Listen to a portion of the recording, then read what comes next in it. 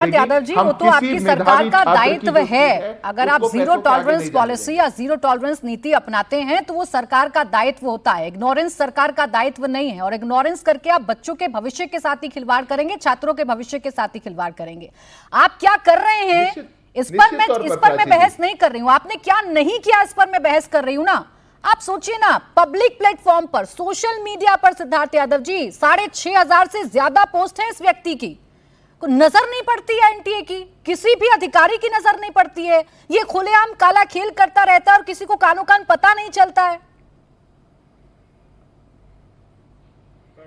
नहीं देखिए प्राची जी, इसमें कोई दोहराए नहीं है कि हर प्रकार का असेसमेंट का मॉडल भी एनटीए के पास होना चाहिए। मैं इसका दूसरा पक्ष पूछता हूं। देखिए, छात्र इतनी बड़ी संख्या में पेपर दे रहे हैं, छात्र समाज में क्या चल रहा है, वो इस बार का पेपर लीक भी जो पकड़ा गया वो छात्र की कंप्लेंट पे ही पकड़ा गया। अगर छात्र कंप्लेंट करेगा तो सरकार को निश्चित तौर पर ध्यान आएगा, या एनटीए कोई भी कंडक्टिंग एजेंसी है उसको निश्चित तौर पर ध्यान आएगा। जी, अब ये जिम्मेदारी भी छात्रों पर ही डाल दीजिए। नहीं, ये जिम्मेदारी भी छात्रों पर ही डाल दीजिए। एक तो उन्हें 14-14, 12-12 घंटे, 15-15 घंटे पढ़ाई करनी है, और फिर वो इस बात का भी ध्यान रखें कि पेपर तो कहीं लीक नहीं हो रहा है। वो अपनी पढ़ाई पर ध्यान दें या इन बातों पर ध्यान दें कि पेपर लीक तो नहीं हो गया। ये जिम्मेदारी सरकार की है सिद्धार्थ जी, ये अभ्यर्थियों की नहीं है, छात्रों की जिम्मेदारी नहीं है। प्राची जी नहीं, मैं प्राची जी बिल्कुल स्पष्ट कर दूं, छात्रों की बिल्कुल कोई जिम्मेदारी नहीं है। छात्रों को इसकी चिंता करने की आवश्यकता नहीं है। निश्चित तौर पर कंडक्टिंग एजेंसी की जिम्मेदारी है, निश्चित तौर पर, कोई दो राय नहीं है। सरकार ने कहा है कि हमको शुचिता से परीक्षा करवाना, ये हमारी जिम्मेदारी है। तो 2024 में भी था ना सिद्धार्थ यादव जी। मैं यकीन करना चाहती हूं अपनी सरकार पर, और जो अभ्यर्थी हैं ना जो नीट की परीक्षा देते हैं वो भी यकीन करना चाहते हैं अपनी सरकार पर। लेकिन 2024 पिछली घटनाएं तो भूल ही जाएं, मैं 2024 की बात कर लेती हूं। 2024 के बाद भी तमाम डिबेट्स में और तमाम जो बयान आप लोगों ने दिए थे, सब में यही यकीन दिलाया था कि आगे से नहीं होगा, हम रिफॉर्म कर रहे हैं, हम लीकेज प्रूफ कर रहे हैं। लेकिन 26 आते आते हो गया ना। जिन बच्चों की जान चली गई उनका कसूरवार कौन है भाई? देखिए प्राची जी, 23 की, 24 की, 26 की कहानी नहीं है। पेपर लीक एक सोशल इविल के खिलाफ लड़ाई है।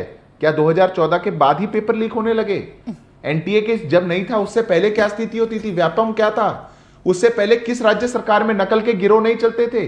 देश के आप किसी पुराने पुलिस अधिकारी को बुलाइए, बिठाकर किसी स्टेट के डीजीपी को, वो बताएंगे कैसे आंखों के आगे पुलिस के व्यापम जो था वो भी आपकी सरकारों में था। व्यापम का जिक्र करेंगे तो और आप फंस जाएंगे सिद्धार्थ यादव जी। और रही बात ये कि इससे पहले नहीं हुआ करते थे, भाई सुनिए, इससे पहले हुआ करते थे, इसीलिए तो ये लोग सत्ता में नहीं है ना।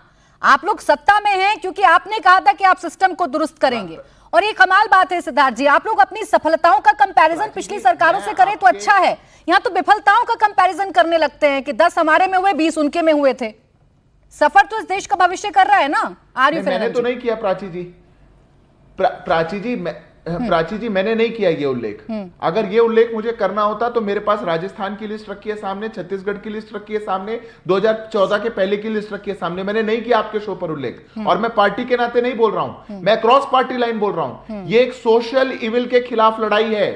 सरकार प्रतिबद्ध है इस लड़ाई को लड़ने के लिए। हम चाहते हैं कि अक्रॉस द बोर्ड आकर के इस लड़ाई को लड़ना है। हर साल सुधारों की आवश्यकता है, हम उन सुधारों को करेंगे, दायित्व भी हम ले रहे हैं। पर इस सोशल इविल को मैं फिर कह रही हूं ये सरकार कर रही है जैसा आप कह रहे हैं, लेकिन वो सिर्फ कर ही रही है। उसका ग्राउंड पर क्या असर हो रहा है, उसका ग्राउंड पर क्या असर हो रहा है, ये नहीं समझ में आ रहा। जी जी आनंद, एक सवाल सिद्धार्थ जी से पूछना चाहता हूं। पूछे फिर मैं बाकी के पास जाता हूं। और क्या कमिटमेंट होती है वो बता देता हूं सिद्धार्थ जी। नहीं, वो कमिटमेंट तो दिख रही है सिद्धार्थ यादव जी। सिद्धार्थ यादव जी थोड़ा रुक जाएं, बाकी मेहमान 4 साथी हैं विपक्ष से जो आज आपसे सवाल पूछेंगे। उससे पहले आनंद जी का एक छोटा सा सवाल है आपसे, वो पूछ लेती हूँ। कमिटमेंट तो मुझे दिख ही रहा है, बोले आनंद।